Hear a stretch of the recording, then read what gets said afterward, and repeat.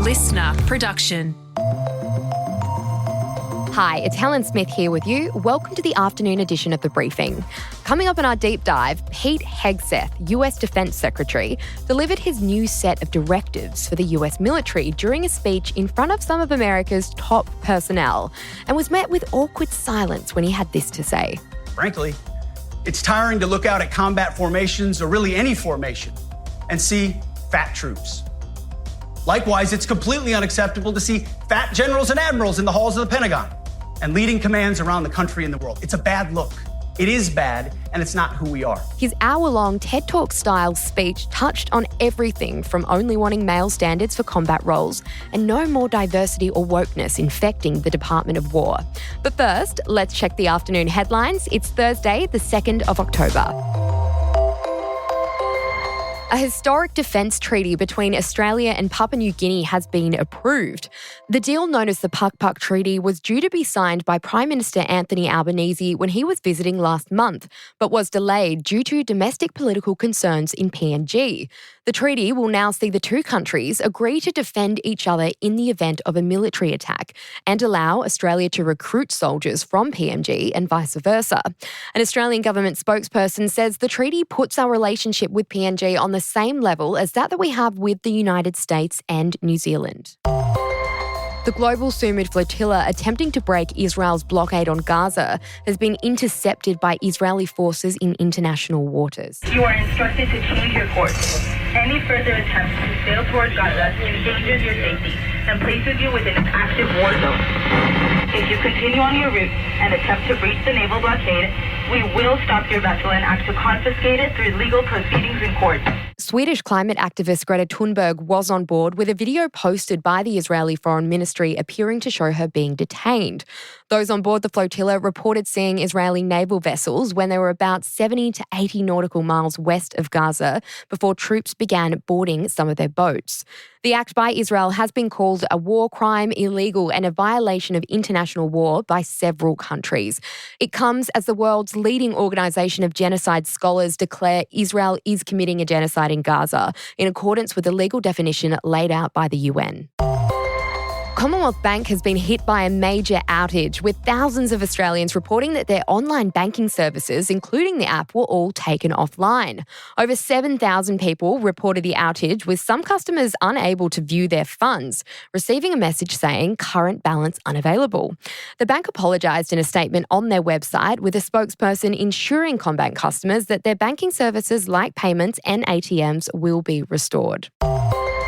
And the winner of Fat Bear Week has been announced. 32 Chunk has taken out the title of the online popularity contest run by the US National Park Service.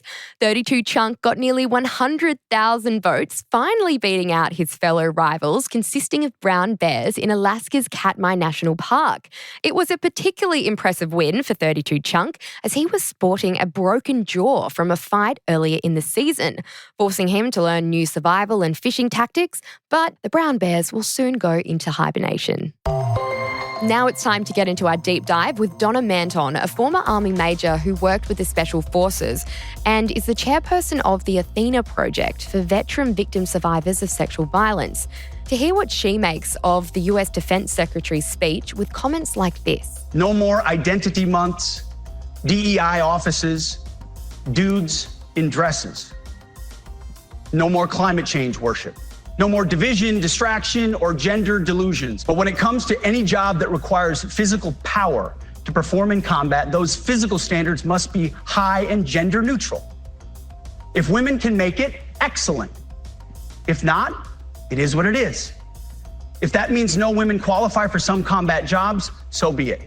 Donna, Pete Hegseth, the US Defence Secretary, delivered a speech that is kind of making the rounds on the internet at the moment, with a set of 10 directives on changing the culture around fitness, race and gender, describing the previous state of the military affairs as the woke department.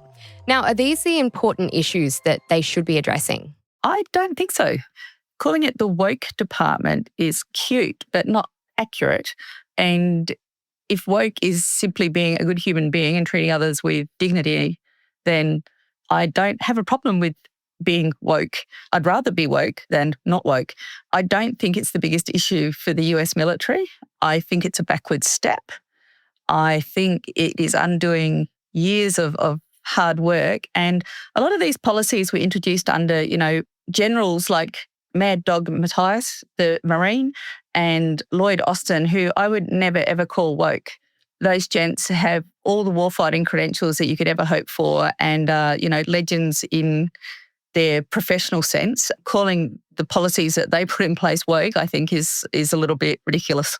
He did also say that war does not care if you're a man or a woman, and he made it clear that these new measures were not about preventing women from serving.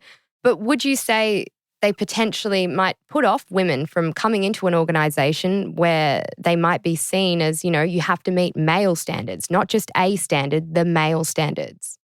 Well, I've read his books and things. He is not a fan of women in the military. He doesn't believe in women in the military. This is a backdoor way of him introducing that policy.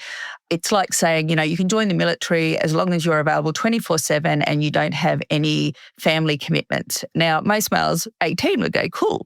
Most males at 30 might have a very different opinion. So yes, there's a standard, but depending on where you are in your life and what your circumstances are, that's not achievable. You won't find women wanting to go into a service where they don't belong, where he said that men will no longer have to walk on eggshells. Now, that phrase is used in classic abuse situations like domestic abuse, where women are walking on eggshells afraid to upset, the dominant partner, or males to upset the dominant partner. It's not gender specific.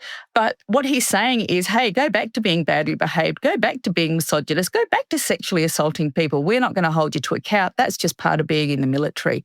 And that's a big backward step. And as someone who works for a charity that advocates for sexual assault survivors, you're going to have a lot more people who will be incredibly damaged because things will happen. They will not be able to come forward because he's cutting out the systems and processes in place to protect them.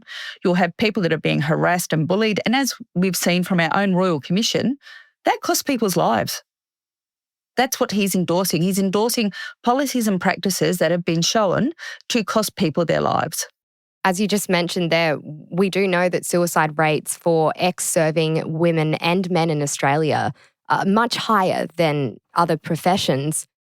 Could these kind of comments that Hegseth has said in this speech, could they potentially make that even worse?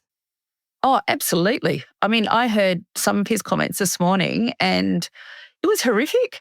I was just aghast that this is 2025 and in a supposedly Western democracy, we have senior officials spouting this kind of nonsense like it was back in the 50s. It's incredibly discouraging. I'm pretty resilient and I get angry more than sad, but for a lot of people that will make them feel that they are worthless, that their service didn't count, that what happened to them was their fault, and that they are weak for being affected by it. And we know that all of those things are not true. But that's the kind of thought pattern that can lead people into a very, very dark place mental health-wise. Speaking of, woke culture in the military, during his speech as well, Hegseth said that he had chosen to fire previous generals because they had been personally invested in progressive ideas about diversity. Now, the Australian Defence Force utilises strategies that do involve targeting specific groups for recruitment, like women. How important are strategies like this? They're really important. Sometimes they get bad press and quite often they're designed as quotas. They're actually targets, not quotas. And they are there quite often to counterbalance what's already there. So we may have a large number of males already in that area. So adding a few females in is not exactly going to damage the organisation. It increases the diversity. It increases their capability. There are many aspects to capability, and physical fitness and male level strength is only one of them. So the programs and things are extremely important in making sure that our military reflects our society and reflects our society's values. Speaking of the male level strength, he also did say if you do not meet the male level physical standards for combat positions, it's time for a new position or a new profession, adding that if women can make it, excellent. If not, it is what it is. If that means no women qualify for some combat jobs, so be it. Why are there male and female standards? Why isn't it just a single standard? That's a really good question. I agree with him in terms, I don't think it should be the highest male standard. I think it should be the standard that is required to complete the job correctly. And so we have enough footage of the last 20 years of all levels of jobs doing all sorts of tasks that can be analysed for biometric gait and strength and all those other things. If we come up with job standards that are relative to the job, and there's one standard for male and females, I have no problems with that. But what he's talking about there is going back to an arbitrary standard that's been in place without very little scientific backing for a battlefield that was, 30 years ago, 40 years ago, and putting that in place as the normal standard when actually it's a very biased standard.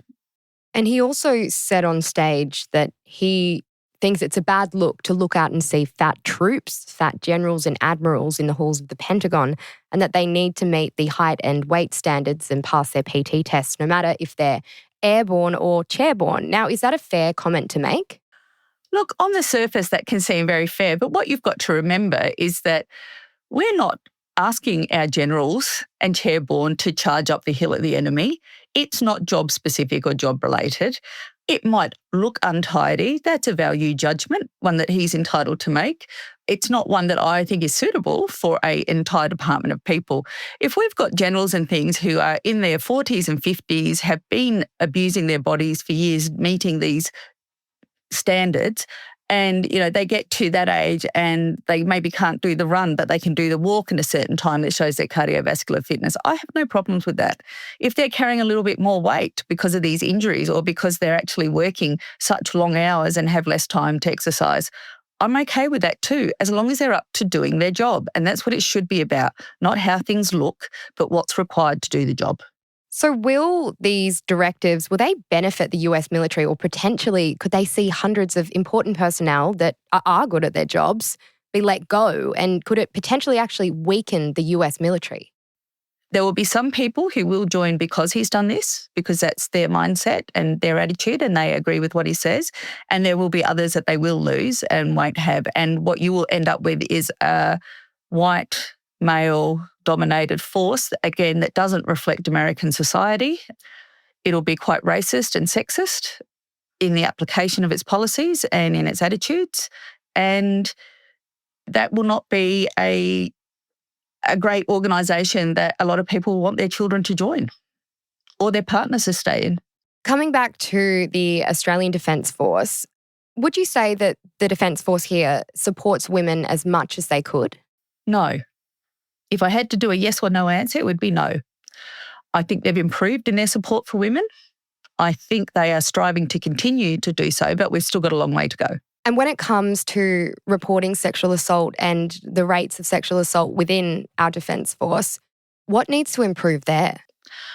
Well, there was a number of recommendations that came out of the Royal Commission, and to date, none of those have actually been implemented yet. One of the key recommendations was an inquiry into sexual assault and sexual violence in the military. And as yet, even a year afterwards, we've heard nothing from the government on when that may start, how that may be held, in what format, or who will be appointed to do that. And that's really disappointing, as 22 of the recommendations relate to sexual violence and unacceptable behaviour. So to see no action yet on that inquiry is extremely upsetting for those of us in the survivor community. And in Australia, we have seen a slight rise of recruitments over the last year, but we are still struggling with image problems with younger generations. How important is it that we improve that? Well, it's extremely important because they're the future of our defence forces. We shouldn't be looking at pleasing the people who are at the end of their career. They're at the end of their career. They're on their way out. We should be shaping the organisation and its policies and the way it looks after its people to suit the people that are coming in and going to spend the next 20 years, perhaps 30 years in the military. They're our future. We need to meet the market and create a workforce and a culture that is suitable for those people. Donna, thank you so much for joining us on The Briefing. Helen, thank you for having me. That was Donna Manton, a former Army Major and the chairperson of the Athena project. And that's it for this episode of the afternoon edition of The Briefing. We'd love you to subscribe wherever you're listening from or follow us on Instagram at The Briefing Podcast. And we'll be back in your feed this evening with another beefing episode on Taylor Swift versus Kanye West. Until then, I'm Helen Smith. Catch you next time.